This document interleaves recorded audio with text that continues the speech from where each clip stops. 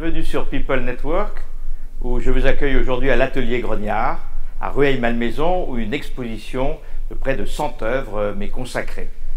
Ce n'est pas une rétrospective, c'est plutôt une étape, c'est plutôt une halte, c'est plutôt un arrêt sur image, un arrêt dans le temps, qui représente tellement bien cette phrase que j'avais écrite il y a longtemps. L'immobile, j'ai voulu le mouvoir, et le mouvant le fixer dans les lieux toujours offerts, éphémères volés à l'irréversibilité du temps. Bonne visite.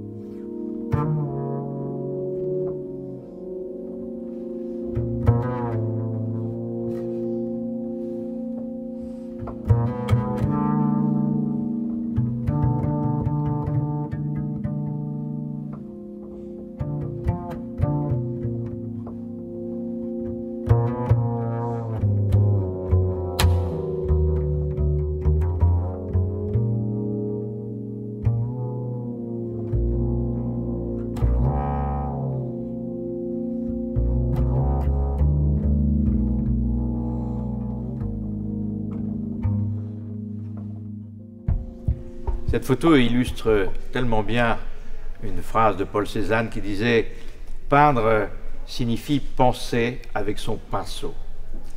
Eh bien moi je dirais que photographier signifie penser avec son appareil photo. Et il y a tout un cheminement. Il y a tout un cheminement et plusieurs époques même qui se succèdent sur une seule et même photo. Une photo de feuille, une feuille de bananier, où la lumière est très présente et crée une forme étrange.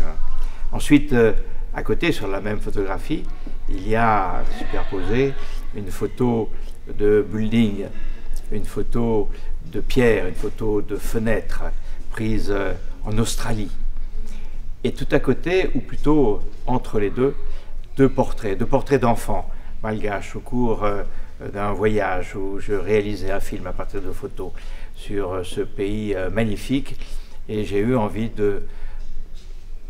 d'immortaliser, je dirais, ces portraits d'enfants au milieu de ces buildings.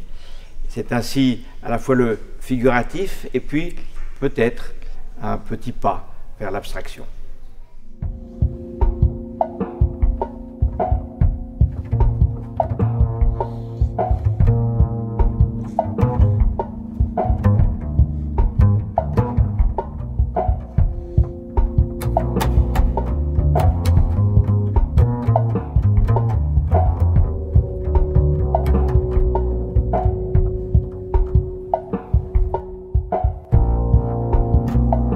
Cette photographie a été prise à Shanghai, des vitraux à Shanghai.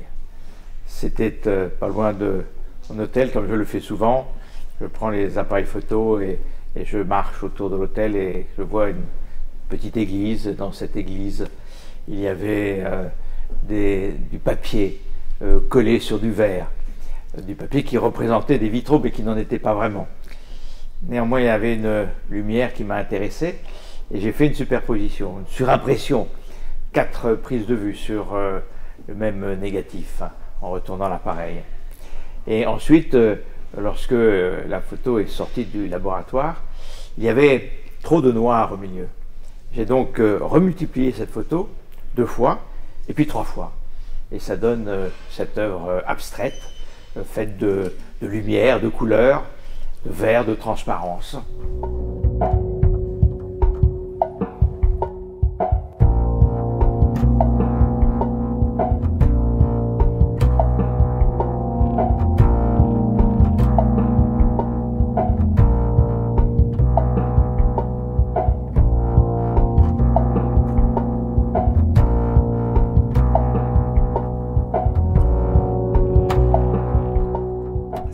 photographie est une double surimpression.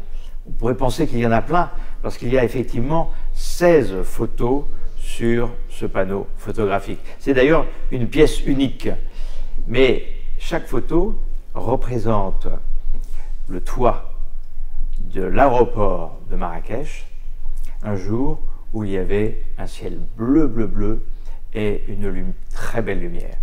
Et c'est la transparence de cette impression en regardant en l'air, car au fond, une photographie, c'est d'abord le regard. C'est d'abord le regard avant même le cadrage. Et souvent, on ne pense pas à regarder en l'air. On ne pense pas à regarder par terre. Eh bien, c'est en posant ses yeux sur un espace de lumière, là encore, où il y avait un peu de vert, un peu de bleu, un peu de blanc, qu'est née cette photographie.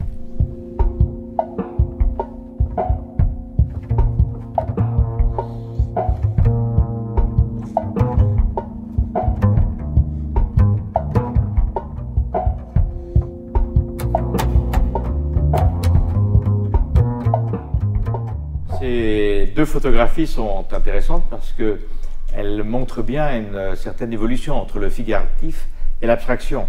Ici, il y a encore un peu de figuratif parce que l'origine est une racine d'arbre sur un lac gelé. Mais mise en verticale, alors que je l'ai vue horizontale, cela devient une abstraction. Et si vous demandez à quelqu'un, qu'est-ce que vous voyez? Il verra 1000 lumières, 1000 couleurs, 1000 choses différentes. Et notamment, un jour, quelqu'un m'a dit, mais non, c'est pas du tout ça. C'est une cathédrale de lumière. Donc depuis, c'est effectivement, pour moi, devenu une cathédrale de lumière. On l'appelle Aurore. C'est aussi peut-être un hommage à Soulages qui disait que le véritable merveille dans une œuvre, que ce soit une photo, lui c'était plutôt des tableaux, c'est le vrai bonheur, c'est le regard des autres. Alors le regard des autres maintenant peut se pencher sur cette photo à ma gauche qui à la fois est tirée de quelque chose de très concret puisque c'est tout simplement une rampe de cuivre, une rampe d'escalier sur laquelle le soleil se reflétait un matin en descendant à l'atelier. J'ai eu cette vision, la lumière m'a interpellé comme un appel et je suis vite redescendu avec mon appareil photo pour faire une quadruple surimpression qui a donné, en retournant l'appareil, ce carré d'or, tout simplement.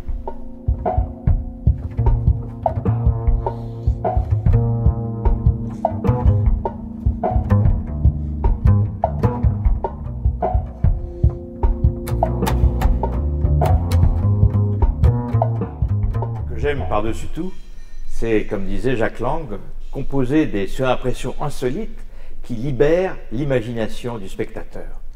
Eh bien, cette photographie intitulée Abstract, que j'ai faite à Marrakech à partir d'un moucharabier, est tout à fait l'illustration de cette jolie phrase de Jack Lang.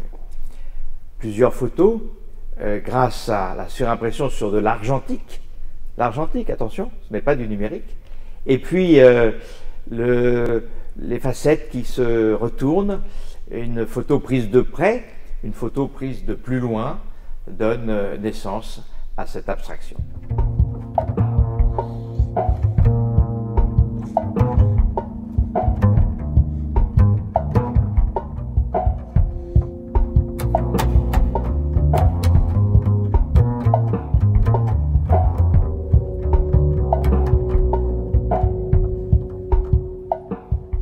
C'est l'imagination qui donne au tableau espace et profondeur. Cette phrase d'Henri Matisse s'applique totalement à mes œuvres photographiques.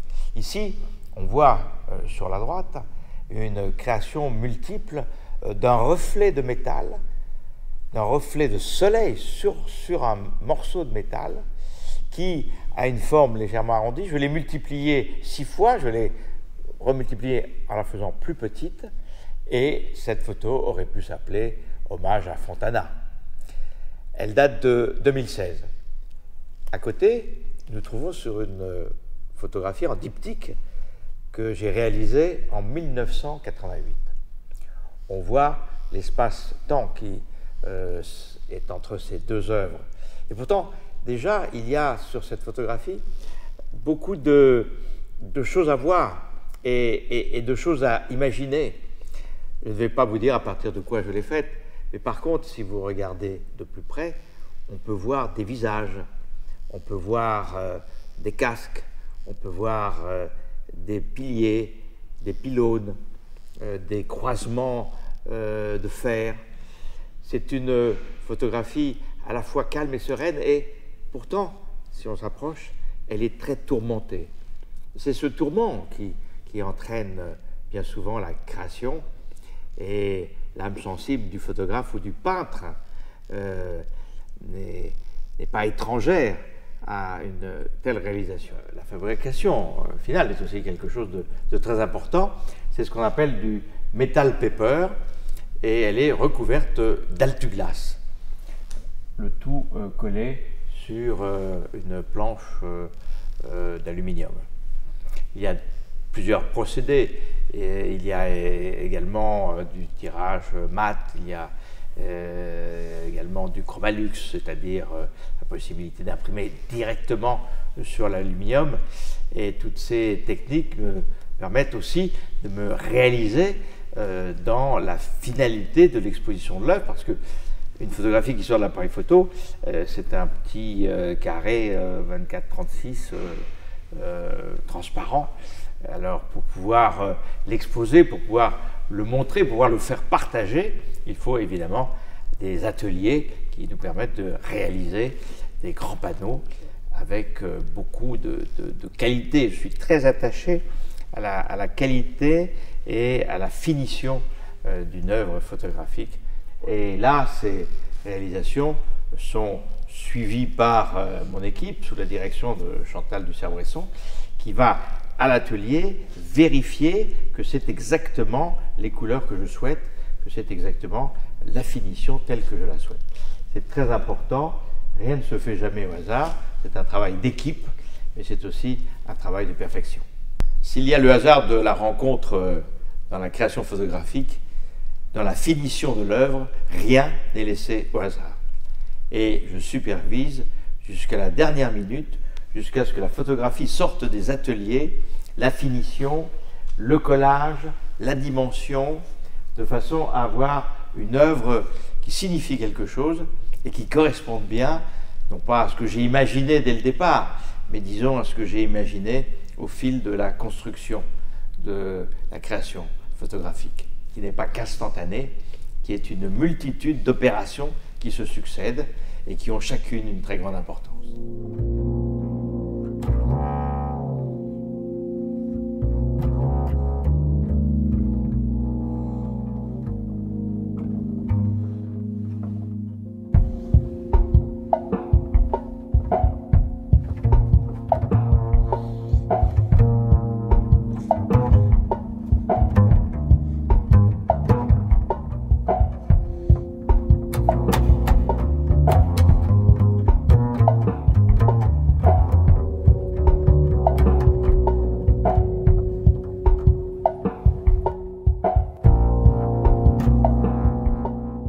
Pour l'artiste, voir, c'est concevoir, et concevoir, c'est composer.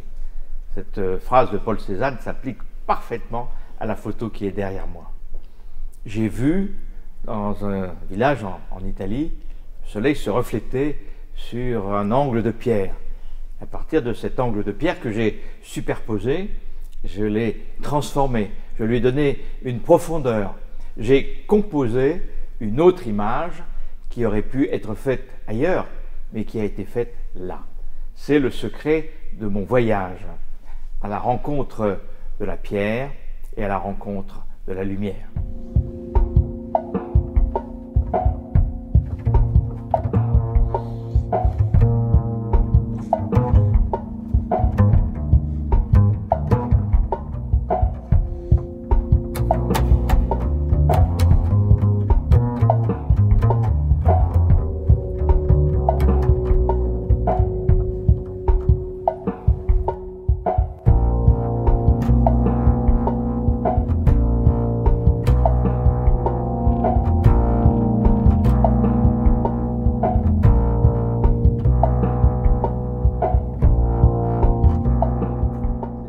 1974.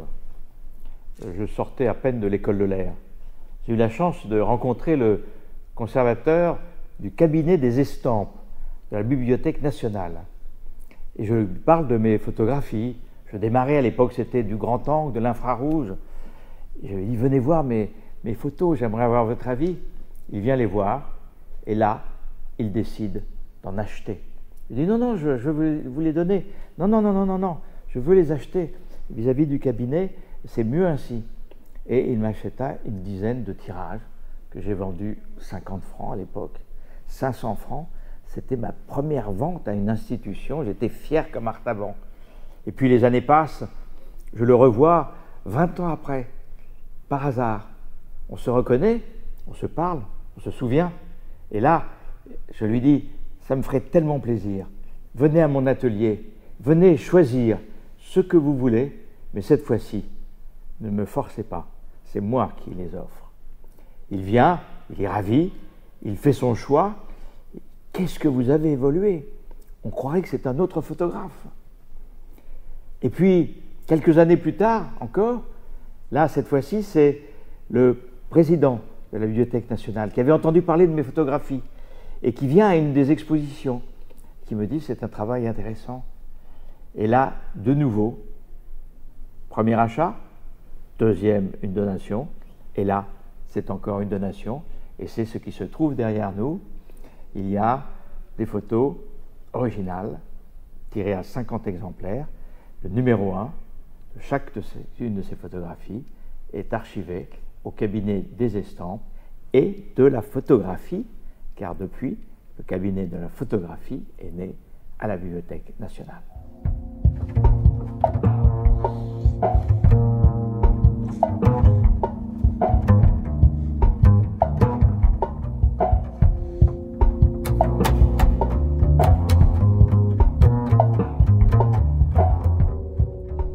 L'art ne reproduit pas le visible, il rend visible. Cette phrase de Paul Klee, ça tape parfaitement à cette photographie de bleu, d'or et d'argent, de reflets sur un building à Atlanta. Je prends une photo, puis deux, et cette fois, la surimpression ne se fait plus à la prise de vue. La surimpression se fait en laboratoire informatique, en laboratoire numérique. Je prends le même rectangle, je me multiplie, je le mets en horizontal, je le remets en vertical et je les fais se croiser comme une maille de filets magiques, de filets bleus, de filets d'or. Et cela donne naissance à cette photographie.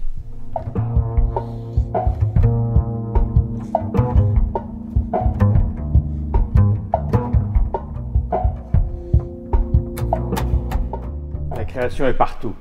La création est instantanée. Lorsque j'ai visité ce musée, j'ai été impressionné par la lumière qui y régnait. J'ai levé les yeux, j'ai vu cette verrière entourée de métal réalisée par Eiffel, et à partir de cela, j'ai fait cette œuvre que j'ai ensuite offerte au musée. Elle symbolise tellement bien mon aboutissement dans l'abstraction.